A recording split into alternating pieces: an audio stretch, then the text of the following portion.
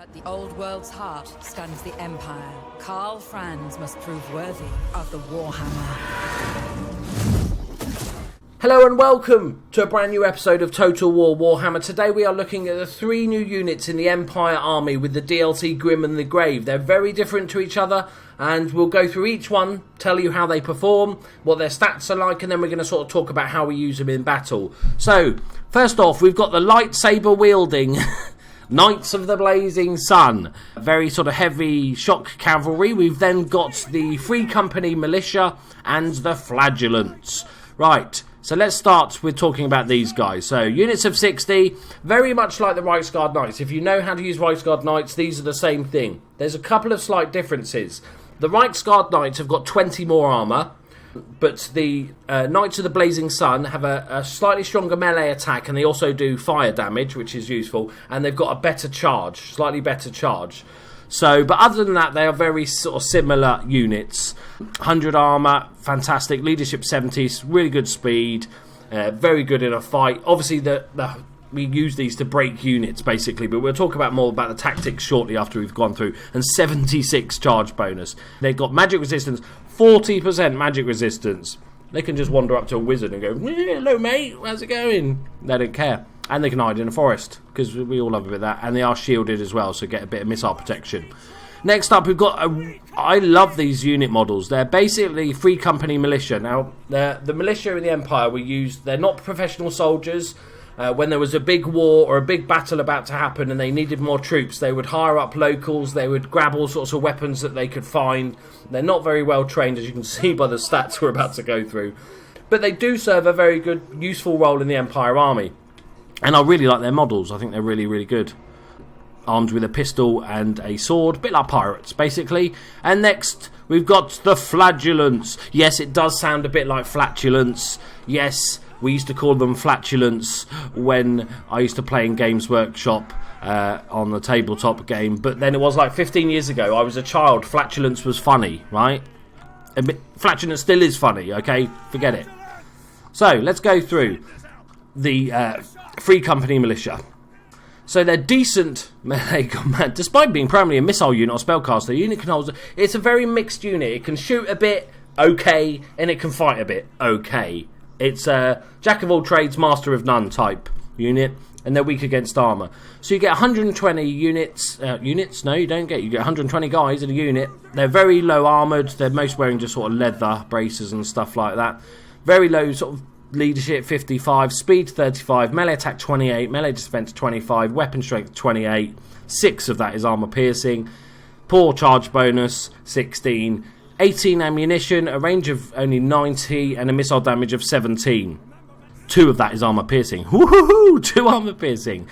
Okay, but the big thing with these guys is that they can hide in a forest. No, the big thing with these guys is that they've got Vanguard deployment. So that drastically changes sort of how you'd use these guys. I still don't see them being massively useful. We'll talk about that shortly when we go through the tactics and stuff. And lastly, we've got the Flagellants.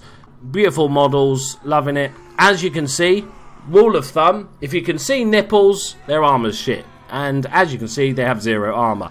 But that doesn't matter. Don't get scared of that. These are religious nutcases, okay? That's why they've got like scripture strapped to their chests and are wearing some kind of weird S&M shit. They are a damage dealer. They deal a strong emphasis on dealing damage. If fighting it, make sure to take it out before to get into firing off range, right? It's got frenzy, which we'll go through shortly, and it's unbreakable. Unbreakable. And they're armed with like spiked maces, all sorts of a TV aerial that looks like, but yeah, okay, good. They've got a leadership of 100, but they're unbreakable, so it doesn't really matter. Speed of 37, melee attack of 25, defense of 10, and a weapon strength of 36.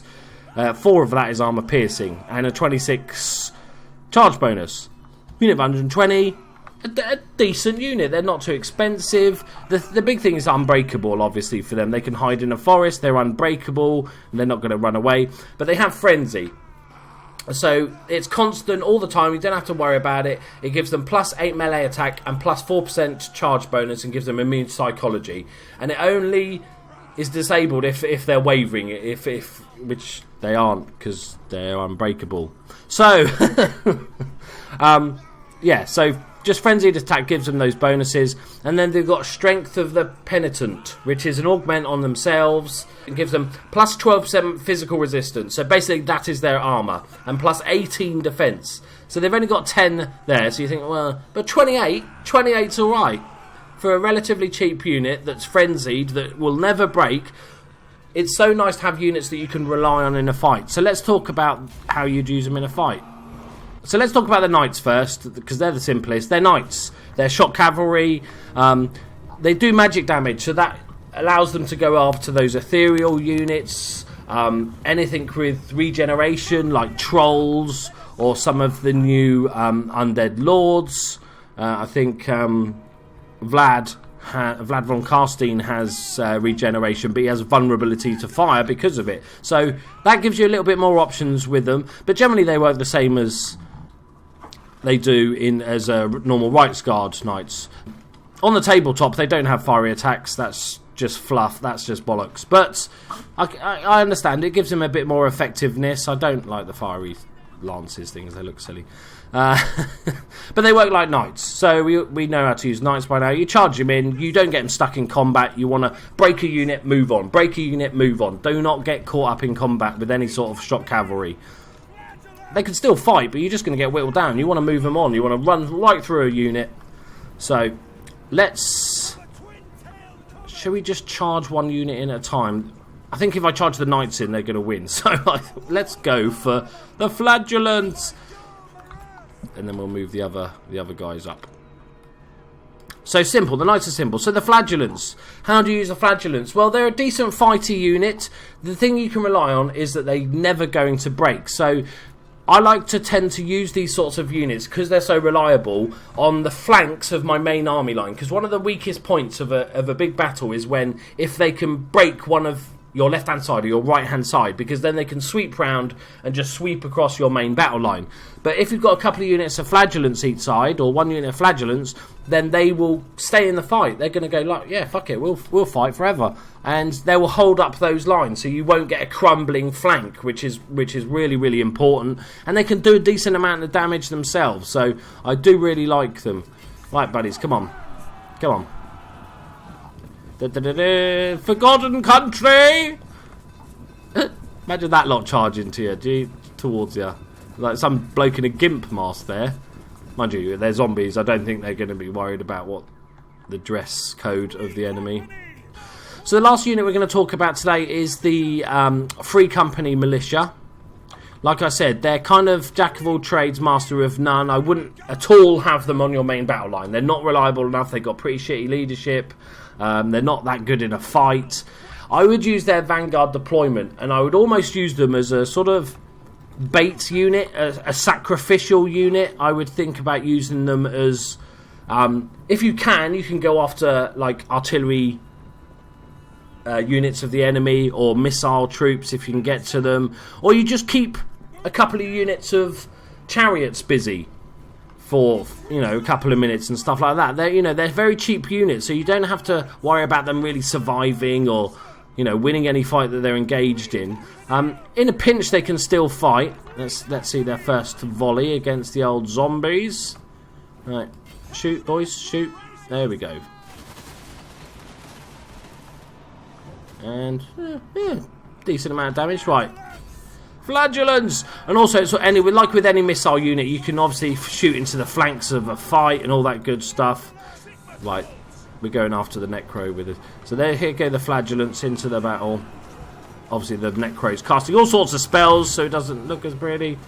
But the Flagellants, I do love a good Flagellant. And if you're doing the campaign with Volkmar the Grim, he gives a bonus damage and charge bonus to all Flagellants in the army, so that's really important. So as we can see here, we're firing into a fight, but actually this is okay because we're at the flank here, and we're hitting very few of our own troops. We're slaughtering some zombies for funsies. I can't get out of how bad the Knights of the Blazing Sun look. I think that's ridiculous. Look at it. Look at it. It's like a lightsaber disco party. Right, yeah, let's move on. So, 3 very interesting units, 3 very different units. Oh, look, our dudes have run out of ammunition now, so they're going in. No, I just told them to with a misclick. Okay, that's fine. Go and fight, lads. I just kicked the head off that dude, look. There you go, guys. Hope you enjoyed the video. Of those three, I think heavy knights are always good, then they're always useful, so it's up to you whether you want to go Rights Guard. I like Rights Guard because of the armour, but Knights of the Blazing Sun, especially if you're going against the vampire counts because of that magic damage and the flame damage. I'm okay with the Free Company Militia. They're alright, but I do love the Flagellants. I do love Volkmar the Grim on his Altar of Sigmar, so it gives even more benefit to those units. There you go, he's dead. Job done. So let me know which of those three are your favourites. Which do you plan to use them in your battles? You know, especially if you're one of those people that play online battles and stuff. Are any of these units do you think going to make your army? I'd be interested to see. Thank you very much for joining me, guys. Hope you enjoyed the guide. Please leave a like if you did. Subscribe to the place if you're new, and check out all my other Warhammer videos and stuff. Thank you very much. Bye bye.